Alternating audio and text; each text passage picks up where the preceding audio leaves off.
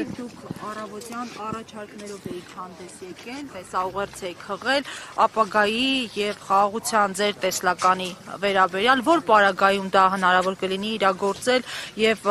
արդյոք այսօր հավատում եք խաղաղության հեռանկարին այս իրողությունների պայմաններում։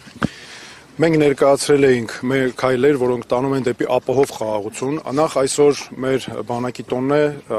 ես ուզում եմ շնորհավորել մեր սպաներին, գեներալներին, ենթասպաներին, մեր զինվորներին, մեր հայ ժողովրդին այս պայծառ տոնի առիթով։ Ցավոք այնպես է ստացվել, որ այս տոնը շատերի համար դարձել է տոն այլևս չէ եւ ինչ որ հիասթափությունների հետ է կապված անվստահություն եւ այլն։ Մենք սա պարտադիր պետք է ուղղենք, շտկենք, որովհետեւ մենք պետք է ունենանք ուժեղ բանակ։ Մենք պետք է ունենանք մեզ պաշտպանելու կարողություն։ Եթե մենք չունեցանք ինքներս մեզ պաշտպանելու կարողություն եւ մեր խաղաղությունը կախված եղավ ուրիշի կամքից, ուրիշի թելադրած պայմաններից, դա խաղաղություն չէ։ Դա ինքնախաբեություն է, դա վտանգավոր ինքնախաբեություն է մեր ապագայի համար։ Եվ ոչ մի բան նշանակություն չունի, եթե դու չունես անվտանգություն։ Որևէ բան այսօրվա աշխարհում այնպես է, դու պետք է ունենաս ինքդ քեզ պաշտպանելու կարողություն։ Ինչ վերաբերում է այսօրվան շատ դատապարտելի ուղղակի, նսեմացնող արարքեր, ամոթալի վախկոտություն ուղղակի, որ իշխանությունը հոկտեմբերի 27-ը նախատեսեց, որ ներողություն, հունվարի 27-ը նախատեսեց որպես հիշատակի օր, այն էլ օրենքի մակարդակով։ Սա ամոթալի վախկոտություն է, որովհետև դա արվեց պատահական ընտրված օր է, պաշտոնական, ձևական ընդամենը, որը չունի ոչ մի բովանդակություն։ Այդ օրը մեզ համար չունի ոչ մի հիշողության նշանակություն, մեր արժեքների համար։ Մենք այսքան ցավոք սրտի ստացվել է, բայց մենք օրեր ունեինք, որոնք պետք է ընտրեինք որպես այդ օրերից մեկը, սեպտեմբերի 27, սեպտեմբերի 19, մենք այս օրերից որևէ մեկը, մենք հունվարի 28-ը հենց այդ կարևոր տոնի խորհուրդն է եւ այդ օրը պարզապես ընտրվել է պաշտոնյաների հարմարության համար, որ նրանք գան իրենց համար հարմար, որ իրենց ավելորդ հարցեր չտան, գան նախատեսեն գնան իրենց ֆորմալ արարողակարգի իբր մասնակցեն ու վերջացնեն դրանով, որովհետեւ դա ստացվել է նրանց համար որևէ արժեք չունի։ Ես միանշանակ դա կոնկրետ քաղաքական ընտրություն էր։ Սա ոչ պատահականություն էր, ոչ էր ինչ որ արժեքներ, սա կոնկրետ քաղաքական ընտրություն էր եւ դրա համար մենք այսօր այո պետք է ցույց տանք, որ մենք մեզ համար չափազանց կարևոր է հենց այս օրը մեր նվիրական օրերից մեկն է, որը մեր ոչ միայն շնորհավորում ենք փառք ենք տալիս մեր բանակին ու պետք է ունենանք այո ուժեղ բանակ եւ այդ մեր ներկայացած քայլերը դրանից էր, բայց նաեւ մենք ցույց ենք տալիս, որ մենք հարգում ենք մեր սուրբ հերոսների սուրբ հիշատակը, նրանց սխրանքը, մենք պարտք ունենք նրանց ընտանիքների առաջ, մեր քաղաքացիների առաջ եւ դրա համար եմ ես նշել, որ մենք պետք է ունենանք բանակ, որը ունի այո քաղաքացիների վստահությունը, որտեղ զինվորը պաշտպանված է, սպան հարգված է եւ որի հետ հաշվի են նստում։ Եվ ամենակարևորը մենք պետք է ունենանք հաշվետվողականություն ու ճշմարտություն։ Դրա համար ես հատուկ ասել եմ, որ մենք հրապարակելու ենք 44 օրյա պատերազմի վերաբերյալ քննիչ հանձնաժողովի զեկույցը, որը Նիկոլ Փաշինյանը ամեն ինչ անում է, որ չհրապարակի, որովհետև այդ կերպ ես ուղղակի համոզված եմ, որ փորձում է կոծկել իր ձախողումները։ Մենք պետք է ամեն ինչ եւ առաջին մեր քայլերից մեկը հենց դա է լինելու, հրապարակել դա։ Եվ այո, այդ հանձնաժողովի զեկույցը, որ տեսեք, այստեղ հարցը չի։ Այդ զեկույցը եւ պետք է անպայման ինչ որ եղել է, պետք է հրապարակվի, հասկանալ ամբողջությամբ բացելով, այո, որ մեր ժողովուրդը իրավունք ունի իմանալ հասարակությունը այդ ձախողումների պատասխանատվության հարցերի պատասխաններ, որոնք կարևոր են, եւ այն պատճառաբանությունները ժամկետը անցել է, սա է արել եւ այլն, դա ինչ պատճառաբանություն է ձևական, այն ահռելի մեծագույն համեմատած այն հարցերի, որ առաջ են եկել։ Այնպես որ սրանք նույնպես կարևոր հարցեր են։ 27-ի մասին խոսեցիք, ձեզ համար զարմանալի չի, որ այդ օրենքի նախագիծը զոհված զինվորի հայրեր նաև մշակե ՔՊԱ-ականների հետ։ Տեսեք, ես հարգանք ունենալով զինվորի սխրանքի հիշատակի առաջ չեմ ուզում այդ մասով առաջ ես միայն ասում եմ սա ԿՊ իշխանության որոշումն է սա ԿՊ իշխանության Նիկոլ Փաշինյանի ղեկավարությամբ քաղաքական կոնկրետ ընտրությունը քաղաքական որոշում է եւ սա ես նորից եմ ասում սա ամոթալի վախկոտություն է որ արել են որը ընդհանրապես մեր հուշերի մեր նշանակության հետ կապ չունի, որ սա հիշատակ չէ, որ նրանք արեցին։ Սա ուղղակի անհարգալից վերաբերմունք է։ Պատերազմի զոհերի հիշատակի օրն է եւ հատուկ օր չեն ընտրել, որ այսպես ասած տարանջատում չլինի, այլ ընդհանուր այսպես միասնական մեկ օր լինի։ Սա այնքան ծիծաղելի է ու այնքան անընդունելի է, չես կարող ոչինչ դրա այն աստիճան անընդունելի է, որ դրա դեմ անիմաստ է ինչ որ փաստարկ վերել, ինչ է նշանակում բոլոր զոհերի։ Մենք ունենք կարևորագույն մեզ համար օրեր, որոնք ոչ միայն մեզ համար դժվարության օրեր են, բայց նրանք պետք է լինեն սիմվոլներ նաև մեր ուժի զարգացման վեր հառնելու համար։ Սա ինչ է նշանակում ընտրել ենք բոլորի համար։ Դա բովանդակություն մեզ համար, հայ ժողովրդի համար, դա բովանդակություն չունեցող Տեսեք, դրա համար եմ ասում, մենք դրանցից, այո, բայց մենք դրանցից այդ կարևորագույն այդ ջերմուկի վրա հարձակման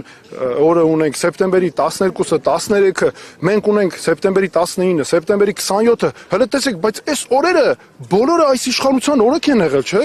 Այդ օրերը դարձել են մեզ համար ցավի օրեր, այս իշխանության օրոք։ Հիմա փոխանակ վերցնենք մենք հիշատակի օր դարձնենք մեր վեր հառնելու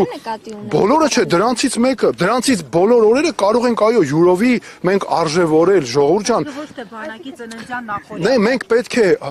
պետք է արժևորենք այդ օրերը ժողովուրդ ջան մենք պետք է հասկանանք որ դրանք մեզ համար նվիրական օրեր են մեզ ամեն մի օրը մեր ժողովրդի քաղաքացիների համար սրտում ցավի ուրախության ուժի օրեր են հասկանում եք հունվարի 27-ը մեզ համար այն էլ բանակի նախօրեին ինչ է տալիս սովորական ընտրված օր է ես նորից եմ ասում այդ օրերը առաջ են եկել այս իշխանության օրոք դրա համար ինձ սկզբում հարց տրվեց թե ինչպես է դա հնարավոր անել դա հնարավոր է անել բացառապես այս ընտրություններում նոր վարչապետ ընտրելու միջոցով ես այսօր նվիրական օր է մեզ համար այս մասով այսքանը կասեմ բայց նաև կասեմ հետեւյալը որ բնականաբար այս գործող վարչապետի ղեկավարությամբ այս իշխանության օրոք հնարավոր չէ այդ խնդիրը ապահովել ապահով խաղաղություն դա հնարավոր չէ զինվորի հիշատակը միայն հիշատակի օր սահմանելով են հարգում կամ նրա հարազատների Նիկոլ Փաշինյանը օրինակ երեք էլի անվտանգության շքախմբով այստեղ էին այդպես էլ ծնողների աչքերին չի կարողանում նայել ավելին ծնողների ազատ տեղաշարժն են եռաբլուրում սահմանափակում այդպես են անի դուք դրանով ապացուցեցիք իմ ասածը ես ասում եմ այո դա տեսեք պատահական ընտրված օր է բայց հատուկ քաղաքական ընտրություն է պաշտոնյաների հարմարության համար որ նրանք իրենց համար գան ֆորմալ իբր պարտականությունը անեն այստեղ թողեն գնան դա ավելի մեծ անհարգալից վերաբերմունք է այո դուք ճիշտ նշեցիք որպեսզի նրանք չնայեն ծնողի զոհված զինվորի ծնողի աչքերի մեջ, տեղահանվածների աչքերի մեջ, որովհետև այդ սրանք ամբողջը նրանց օրոք է եղել, դրա համար այս ընտրությունն էլ կատարվել է ըստ այդմ։ Պարոն Թաթոյան, այդ օրը այսինքն հենց միայն նրանց համար են, որովհետև մենք նկատեցինք, որ երեք մի քանի ծնողներ են եկել պաշտպանելու իրենց երեխաների շիրիմները, որպեսզի իշխանականները չկարողանային իրենց խոսքերով ասած մոտենալ եւ բախծել, եւ նրանց գնալուց հետո անգամ այստեղ մարդաշատ չէր, ինչպես այսօր։ Տեսեք, այո, բայց ծնողները ինքներդ եք ասում, ինչու էին եկել, չէ՞։ Եվ պաշտոնյաների դա բնորոշումը շատ པարզ է, ժողովուրդ ջան, դա պաշտոնյաների հարմարության համար, որ նրանց ավելորդ պատասխաններ չտան, այստեղից էլ բխում է ինչ, որ նրանց համար այս օրերը չեն հետաքրքիր, այլ քաղաքական շահը ինչպես կոծկել, խնդիր չառաջանա, ինչպես իրենց սխալները կոծկել։ Սրանք կարևորագույն բանալիներն են, որ մենք պետք է տեսնենք նրանց վարքագծի մեջ։ Դուք եք կարծում, որ այս քայլը Արցախի հարցը կամ ընդհանրապես Արցախի վերաբերյալ որևէ դրվագ մոռացության տալու համար է, ինչպես որ քննադատությունները Այս իշխանությունը պատերազմ է հայտարարել մեր պատմության դեմ։ Դրա համար եմ ես ասում, առաջին քայլերից մեկը պետք է լինի մեր պատմության դեմ պատերազմի էջը փակելը։ Մեր պատմության մենք որպես հզոր ժողովուրդ ուժեղ ազգ, աշխարհասփյուր, աշխարհացանց, մենք ունենք այնքան զորություն եւ ուժ, որ մենք ընկել ենք ինչի հետևից մոռացության ենք տալիս մեր պատմությունը ինչի, որ ինչ որ քաղաքական իշխանության պաշտոնյաներ, որ կարողանան կոչել իրենց սխալները։ Սա է ամբողջ տրամաբանությունը։ Ռազմական բալանս վերականգնելու մասին եք ձեր առաջարկների մեջ խոսել ու ասել եք, որ ձեր պաշտոնավարման վերջին շրջանում արդեն 1 միլիարդ դոլարով հնարավոր է ավելացնել Հայաստանի ռազմական բյուջեն։ Այդ մասին իշխանությունը միշտ ասում է ինչքան ուժեղ բանակ Ադրբեջանից, իսկ Թուրքիայից էլ ուժեղ, միշտ այսպես են հակադարձում, ուժեղը հարաբերական է, ումից ուժեղ։ Դուք ո՞նց եք դա պատկերացնում։ Շատ կարևոր հարց է, շնորհակալություն։ Նախ առաջինը հստակ նշել եմ եւ դա պրոֆեսիոնալ հաշվարկների ու պրոֆեսիոնալ մոտեցումների արդյունք է, որ մեր պաշտոնավարման առաջին տարվա ավարտին անմիջապես օրենսդրությունը միջև ավարտը նախ պետք է օրենսդրությունը փոխվի, օրենքի մակարդակով ամրագրվի, որ բանակի ֆինանսավորումը չի կարող հնայի 88%-ից ցածր լինել։ 1. Երկրորդը, սա նշանակում է, որ այդ հաջորդ առաջին պաշտոնավարմանը հաջորդող տարվա բյուջեով 1 միլիարդ դոլարից ավել է լինելու, քան այսօրվա համեմատ կա։ Երկրորդը, պաշտոնավարման առաջին ժամկետի ավարտին, այո, մենք արդեն խոսում ենք հավասարակշռության մասին։ Գիտեք, իսկ այդ որ տենց ասում են, այս մեկը մեզանից ուժեղ է, այն մեկը ուժեղ է, այսինքն չհասկացա, որևէ մեկը կարող է ասել, որ մենք ուժեղ չպետք է լինենք։ Բայց եթե մենք ուժեղ չպետք է լինենք, մեզ անընդհատ պետք է պարտադրենք հույս ունենալով, որ այս մեկի բարի կամքն է, վայ, մեզ գնանք էլ ինչ անենք նրա հետ, էլ ոնց գցնենք, ինչ անենք, որ մեզ հանգարց մեր թույլ տա ներքին քաղաքական հարցերում խաղաղությունից խոսենք, բայց իրականում չկա դա, այդ պատրանքային վտանգն է իրականում թևածում։ Ինչ որ մեկը կարող է ասել, որ մենք չպետք է ուժեղ լինենք, մենք չպետք է ունենանք կարողություն ինքներս մեզ պաշտպանելու, որտեղ է գրված, այո, մենք պետք է լինենք ուժեղ, մենք պետք է կարողանանք ձեռք բերենք հուսալի կարողություն ինքներս մեզ պաշտպանելու։ Եվ նորից եմ ասում, խոսքը վերաբերում է մեր պաշտպանությանը, եւ դա միայն սպառազինությունը չէ, դա ռազմաարդյունաբերությունն է։ Մենք օրինակ հայտարարել ենք, որ սպառազինությունը պետք է նաեւ լինի տնտեսության ճյուղ։ Սա շատ կարեւոր է, ներողություն սպառազինությունը, այլ ռազմաարդյունաբերական համալիրը։ Մենք պետք է ժամանակակից տեխնոլոգիաներով շարժվենք։ Ես ինչի եմ ասում, որ մենք պետք է շարունակենք մեր հարաբերությունները այն աշխարհի երկրների հետ, օրինակ Ամերիկայի Միացյալ Նահանգները, որտեղ ինովատիվ զարգացումներ կան, բարձր նվաճումներ կան, որովհետեւ բերենք ներդնենք մեր երկրում, մեր բանակում, մենք Ժորժ ջան պետք է կարողանանք ինքներս մեզ պաշտպանել։ Բանաձևը շատ պարզ է, շատ մաքուր է։ Մեզ ոչ մեկ չի կարող այդ հարցում ասել, իսկ ինչ եք դուք ուժեղանում։ Պարոն Թաթարյան, քանի որ նշեցիք, այս փոփոխություններին կարող ենք հասնել նոր վարչապետի միջոցով, դուք եւս վարչապետի տեխնատու եք, ավելի հստակ եթե փորձենք խոսել, եթե դուք լինեիք վարչապետ, բանակի բարելավման ուղղված ինչ քայլեր կձեռնարկեիք։ Ես տեսեք, այսօր չեմ ուզում խոսքս այսպես քաղաքական երանգներով լինի այն իմաստով, որ հանկարծ որևէ շարժման բան ինչ որ մեկը չփորձի տեսնել կամ չկարողանա տեսնել չլինի։